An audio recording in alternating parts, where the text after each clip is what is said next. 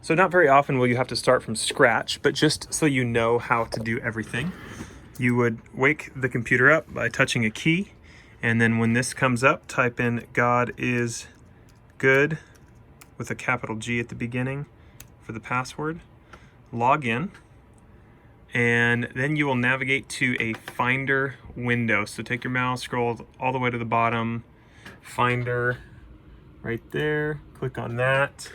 This window will open, and you want to go to Logic, not Logic Dropbox, but Logic right here, and then select the appropriate service, the date, and then open the Logic file there.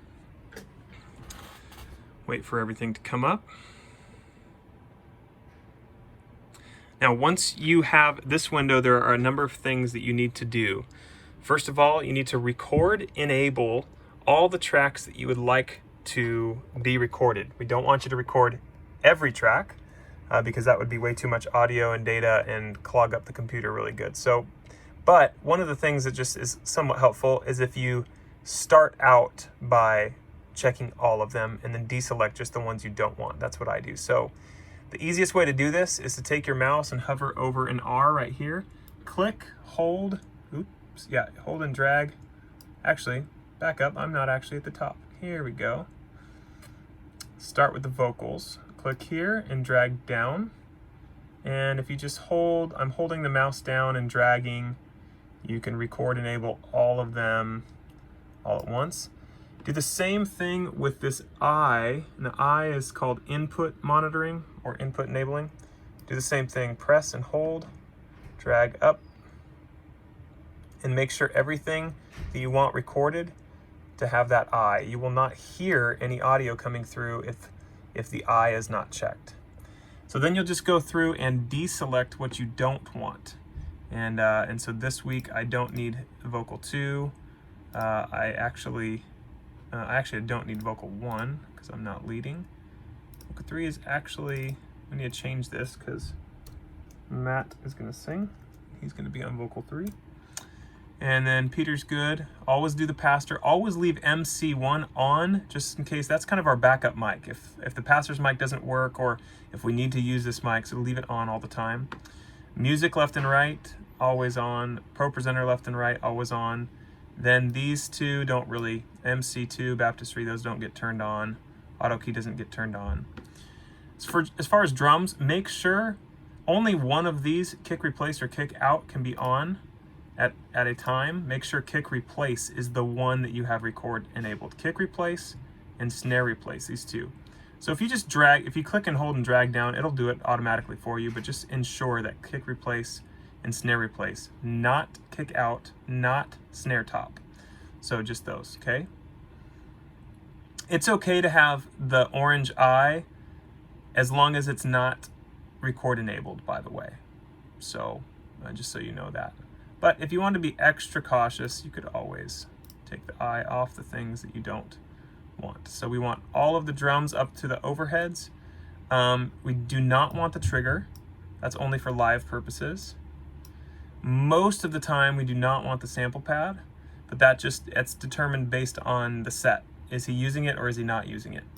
I don't think he's going to use it this week, so I'm going to turn it off. Practice we do not use, that's for his purposes. Bass, bass DI always, bass synth sometimes. This week I know Matt's playing it, so we're going to leave it.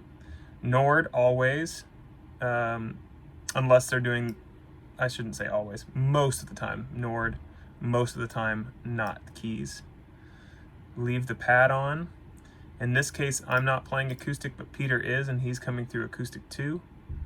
As far as electrics, electric 1 is if Peter Nordquist uses, or somebody else uses, a modeling unit and runs the pedal board direct into the modeling unit, direct into the board. That's EG1, but that's not happening this week.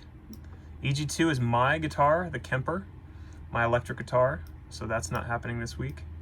EG3 are the microphones on the real amp in the ISO room back there, so I'm going to leave those on.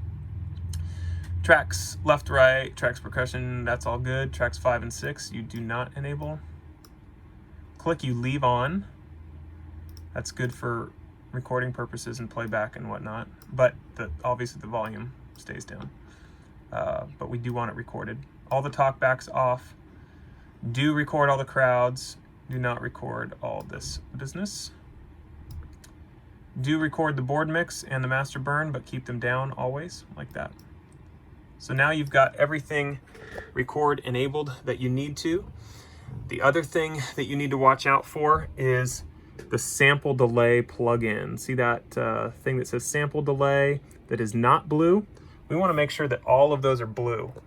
So you can turn them on by clicking the little on button right there. And the easiest way to do all of them is to click and hold the mouse down as you move your cursor over, and it will go all the way over like this, and you'll eventually get them all. If you want to speed up the process, you can swipe your finger over like this. Where am I? Like this.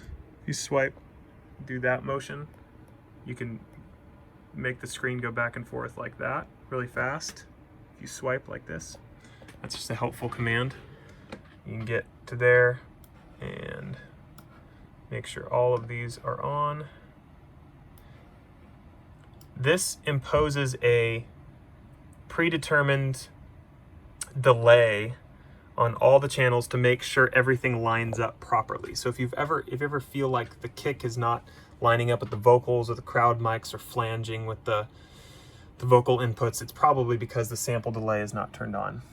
The other thing you'll need to do is pull up auto key, and that is just located right there, the green thing that says auto key. Leave the fader down, but go up here and click the middle of that plugin, and that will pop up.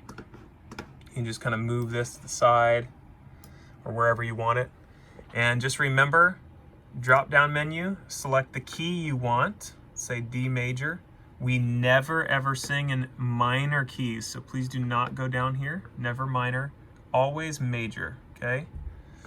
So select the key you want, and then you have to select this, send to auto tune. You have to push that and make sure it happens. And that will make sure that the pitch correction gets applied to all the channels at the same time.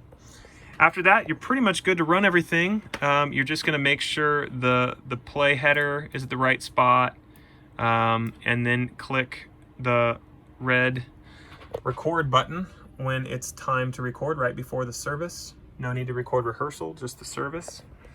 And then you'll be good to go. This over here is the master volume control for these speakers. So you can turn that up or down depending on what you need. Just note that if there's a power outage, this mute button, every time the power goes out, that mute button turns on, and that will mute the speaker. So make sure that that's not muted. You can use this microphone to talk to the band. Just turn it on when you want to talk, and please turn it off when you are done talking so that we don't hear everything that's going on in here. Lastly, if you would like to connect the Surface, you can do that as well. Just put it on the desk and plug in the USB there, plug in the power there, and turn it on, power button back here. You want to make sure that the USB is actually plugged into the back of the computer. I just happen to know that right now it's not, because I have an external hard drive plugged into it. Where's my mouse? And so I'm really quickly going to eject that video so that I can plug in, and it's this gray, just make sure that gray USB cable, that goes to that. So do that. Okay, so that's plugged in there. So now sometimes this thing glitches out. We'll see if it's acting nicely. But if you use these fader banks right here, you should be able to navigate through everything. And hopefully everything is responsive. Let's test it out. Yep, so if I move it here, it moves it there. Okay. So that should be good to go. And that's how you connect that. That's how you do that.